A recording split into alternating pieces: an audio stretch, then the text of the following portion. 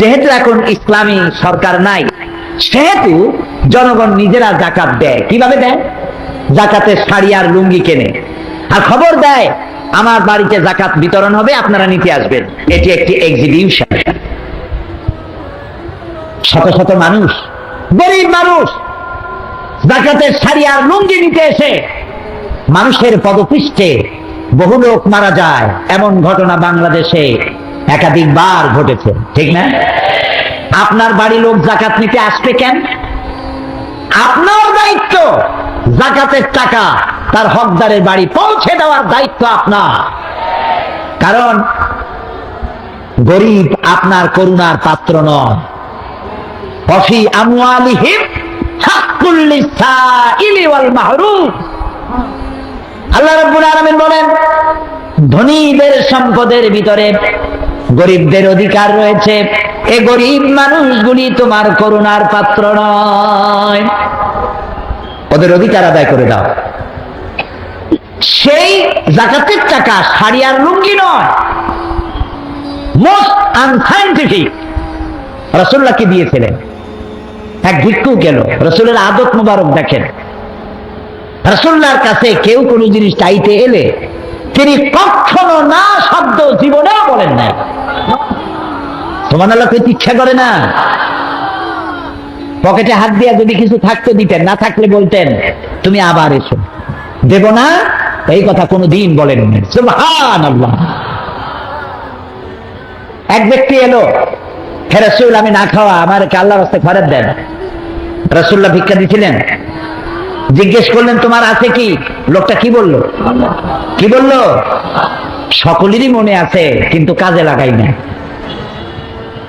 রাসূলুল্লাহ বললেন কম্বল আনো,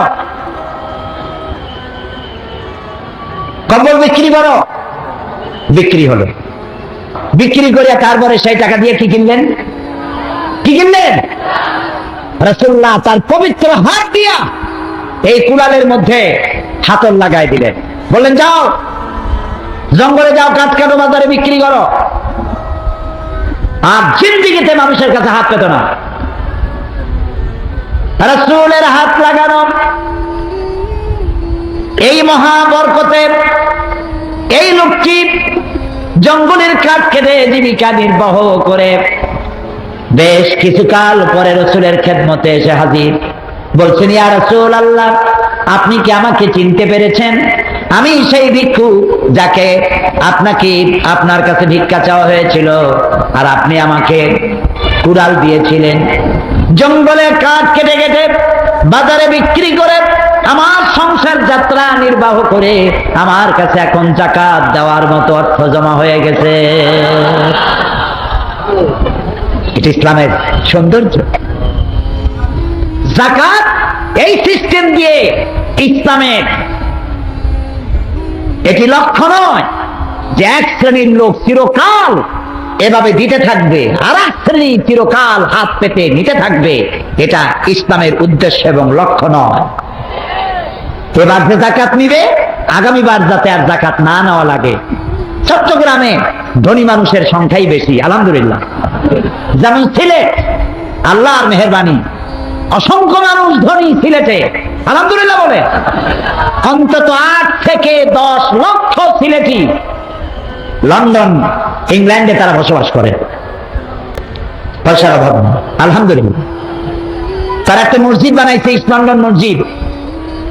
একটি মসজিদ বানাতে খরচ করেছে 9.35 মিলিয়ন পাউন্ড। বাংলাদেশি হিসেবে মসজিদটা নির্মাণে খরচ হয়েছে 130 কোটি টাকা।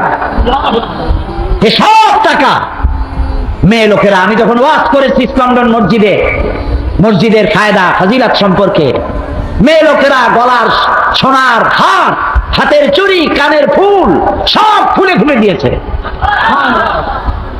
মানুষেরা টাকা দিয়েছে। বিশাল মসজিদ হয়েছে। মেইন হল রুমে নামাজ পড়তে পারে 10,000 মুসলমান। ঢাকার ইঞ্জিনিয়ার্স ইনস্টিটিউটের চাইতেও বড় হল তৈরি হয়েছে সেমিনার সিম্পোজিয়াম করার জন্য মসজিদের পাশে। সুবহানাল্লাহ কবেন না? এই মসজিদ উদ্বোধন করার জন্য তারা কাবা শরীফের ইমাম ফজিলাতুল শেখ আদ-দক্তুর আব্দুর রহমান আস-সুদাইস, আল্লাহ তাআলা হায়াতে তাইয়্যিবা তারে দান করুন।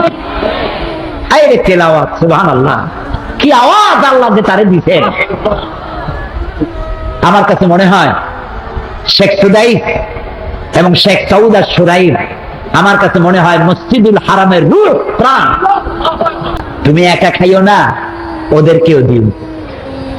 কোরআনে কারীমের মধ্যে আল্লাহ তাআলা যত জায়গায় বলেছেন আকিমুস সালাত, সম্ভবত তত জায়গায় বলেছেন ওয়াতুজ যাকাত। কারণটা কি? কারণটা হলো আপনি নামাজের ফজিলত বয়ান করেছেন হৃদয় গ্রাহী করে, কোরআন এবং হাদিস দিয়ে। একটি লোক দুদিন না খাওয়া আপনার ওয়াজে নামাজের প্রতি আকৃষ্ট হয়েছে ঠিকই, উজু করে নামাজ পড়তে দাঁড়ায়ছে ঠিকই, কিন্তু তার পেটের মধ্যে ক্ষুধার যন্ত্রণা, তার চোখের সামনে বিবর্ণ স্ত্রীর চেহারা, ক্ষুধার্ত পেট তার স্ত্রী, ছিন্ন বসনা স্ত্রী, কাপড় চোপড় ছেঁড়া, তার পেটে খাবার নাই। সন্তানগুলি ক্ষুধার জ্বালায় চক্ষু দুটো কোটারগত হয়েছে, তাদের ক্ষুধার আর্তনাদ তার কানের মধ্যে আসতে থাকে। ওর নামাজের মধ্যে খুশু খুদু হতে পারে না, আগ্রহ নামাজে বসতে পারে না। সে তো মানুষ, সে তো ফেরেশতা না। এই কথাটা আল্লাহ সব থেকে ভালো বুঝলেন, সুবহানাল্লাহ। এই জন্য আল্লাহ তাআলা বলেছেন আকিমুস সালাত ওয়া আতুজ যাকাত। তার অর্থই হলো নামাজ প্রতিষ্ঠা হতেই পারে না যাকাত ভিত্তিক অর্থ ব্যবস্থার সুষম বন্টন নীতি ব্যতি রেখে। ইকুয়াল ডিস্ট্রিবিউশন, ইনসাফ ভিত্তিক বন্টন ব্যবস্থা থাকতে হবে। সবার কাছে খাবার পৌঁছে দিতে হবে। মানুষের পেটের ক্ষুধার কথা আল্লাহ তাআলা খুব ভালো বুঝেন, নবী করিম সাল্লাল্লাহু আলাইহি ওয়াসাল্লাম ভালো বুঝেন। সেই জন্য নামাজ প্রতিষ্ঠার সাথে সাথে যাকাতের কথা বলা হয়েছে, যাতে করে মানুষের কাছে খাবারটা দুয়ারে দুয়ারে পৌঁছে যায়, প্রত্যেকে যেন খাবারটা পায়। এই কথাটা কোনো দার্শনিক বা রাজনৈতিক নেতার কথা নয় যে খাদ্য, বস্ত্র, শিক্ষা, চিকিৎসা, বাসস্থান মানুষের মৌলিক অধিকার। এই যে কথাগুলি আপনারা শুনছেন না, এটা পৃথিবীর কোন দার্শনিক, কোন রাজনৈতিক নেতা বলে নাই। এই কথা পৃথিবীর বুকে সর্বপ্রথম বলেছেন বিশ্বনবী রাহমাতুল লিল আলামিন জনাব মুহাম্মদ রাসূলুল্লাহ সাল্লাল্লাহু আলাইহি ওয়াসাল্লাম। তিনি সর্বপ্রথম এই কথা বলেছেন দুনিয়ার মানুষের সামনে। প্রত্যেকটি বনি আদম, মুসলমানের কথা বলেন, প্রত্যেকটি আদম সন্তানের খাদ্য, বস্ত্র, শিক্ষা, চিকিৎসা, বাসস্থান এগুলি হচ্ছে ফান্ডামেন্টাল রাইটস। মানুষ পোলাও, কোরমা, বিরিয়ানি খাওয়ার জন্য বসায় রাখা যাবে? মানুষ কুকুর না যে খাবারের লোভে ঘন্টার পর ঘন্টা বসে থাকবে। এ মানুষ কোরআনের ভিখারি, কোরআনের কাঙ্গাল। আমি সেই জন্য বলি, কোরআনের তাফসীরের নাম শুনে যে জনতা ঢেউ নামে, আল্লাহর কসম সাইদির কোনো কেরামতি নাই। সবটা কেরামতি আল্লাহ তাআলার কোরআনের মধ্যে থাকে। কোরআন, কোরআন, আল্লাহ তাআলা এই কোরআনের ভালোবাসা দিয়ে আমাদের কলিজা ভরে দিও। এই কোরআনের নূর দিয়ে আমাদের কবরের অন্ধকার দূর করে দিও। কিয়ামতের দিন এই কোরআন আমাদের জন্য সাথী বানায় দিও। আল্লাহ তাআলা বলছেন, দেখো এটা মুত্তাকিনদের জন্য হেদায়েত দেবে। মুত্তাকি কারা? আল্লাযীনা ইউমিনুনা বিল গায়ব, যারা অদৃশ্যকে বিশ্বাস করেছে, ঈমান এনেছে। ওয়া ইউকিমুনাস সালাত, আর যারা নামাজ কায়েম করেছে। ওয়া মিম্মা রাযাকনাহুম ইউনফিকুন, আর তাকে যে আমি রিজিক দিয়েছি ওই রিজিক থেকে সে খরচ করবে, যার নাই তারে দেবে। সুবহানাল্লাহ। কোরআনের শুরুতেই আল্লাহ গরিব মানুষের কথা স্মরণ করলেন, দরিদ্র মানুষের প্রতি ইহসান করলেন। এই যে কোরআন, এটা কি দেখেন শুরুতে আল্লাহ কি বলছেন, একদম শুরু আল্লাহ রাব্বুল আলামিন বলেন, আলিফ লাম মিম যালিকাল কিতাবু লা রাইবা ফীহি هدى للمتقين الذين يؤمنون بالغيب ويقيمون الصلاة ومما رزقناهم ينفقون আলিফ লাম মিম সুবহানাল্লাহ সুবহানাল্লাহ।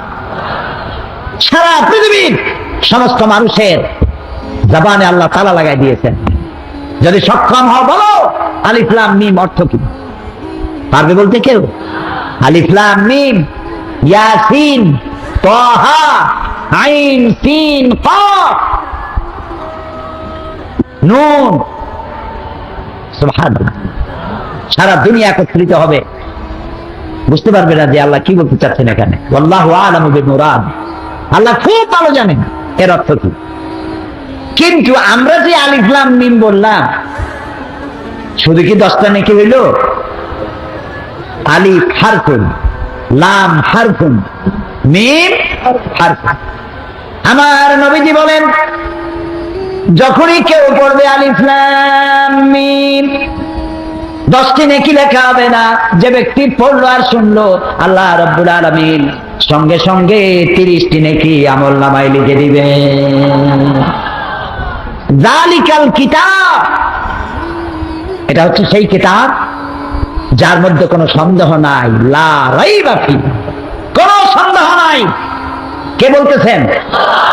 জোরে বলে, কোনো সন্দেহ নাই।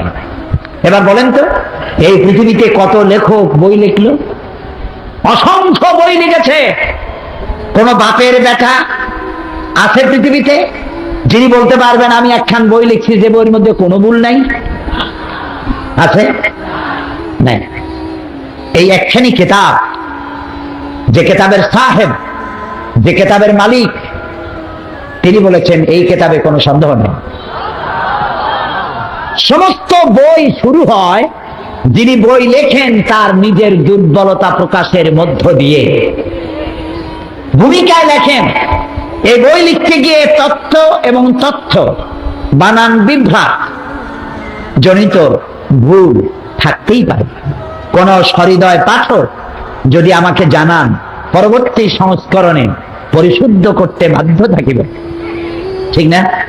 না এরকম লেখে আমি একখান বই লিখছি, ভাইয়েরা আমার, বোনেরা আমার, এইরকম বই পৃথিবীতে কেউ লিখতে পারে না। পারবে কেউ বলতে? এই বইয়ের মালিক যিনি, কে মালিক? সব বইয়ের লেখকরা শুরু করে নিজের দুর্বলতা দিয়ে।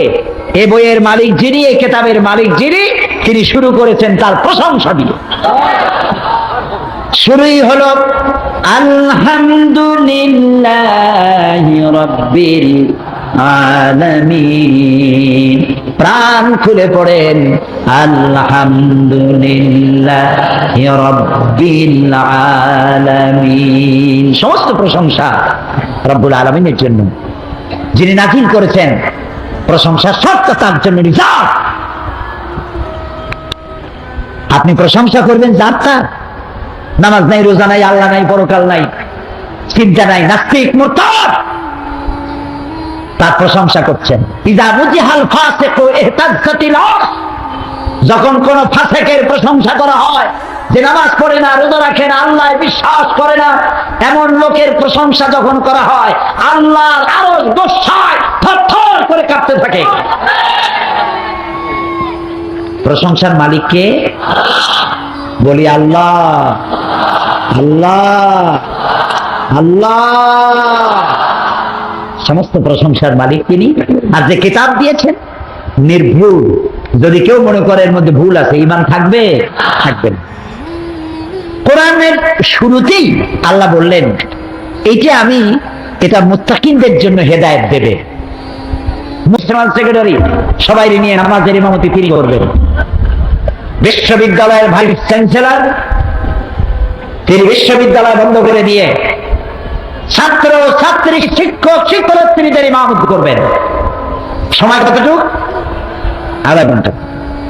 নামাজ পড়ে খান, খাই আবার চেয়ারে গিয়ে বসেন। এবার দেখুন, ইসলামগত বিজ্ঞান সম্মত যে এসপি, যে ডিসি নামাজের ইমামতি করে তার অফিসের লোকদের সামনে, যে ভাইস চ্যান্সেলর ইমামতি করে তার ছাত্র ছাত্রী আর শিক্ষক শিক্ষয়িত্রীর সামনে এই বিশ্ববিদ্যালয় দিয়ে মাস্তান গুন্ডা আর চাঁদাবাজ ধর্ষণকারী ছাত্র বেরোতে পারে কি? যে পুলিশ, যে এমপি, যে মন্ত্রী ইমামতি করার যোগ্যতা রাখেন, তার অফিসের ভিতরে ঘুষ পিটাইয়াও খাওয়ানো যাবে? যাবে না। এই কথাটাই আল্লাহ তাআলা বলেছেন, ইন্নাস সালাতা তানহা আনিল ফাহশাই ওয়াল মুনকার। নামাজ মানুষকে সকল প্রকারের পাপাচার আর অশ্লীলতা থেকে আল্লাহ তাআলা রক্ষা করে। সুবহানাল্লাহ। নামাজ দিয়ে সমাজ গঠন করা হয়। রাসূলুল্লাহ এই নামাজ কায়েম করেছিলেন সমাজে। আমার নামাজের ওয়াজ করার আজকের উদ্দেশ্য নয়। মুমিন ব্যক্তিরা ক্ষমতা এলে কয় দফা কাজ করবে? 1 নম্বরে কি? 2 নম্বরে যাকাত। যাকাত আদায় করবে। এই যাকাত সরকার আদায় করবে, সরকার বিতরণ করবে।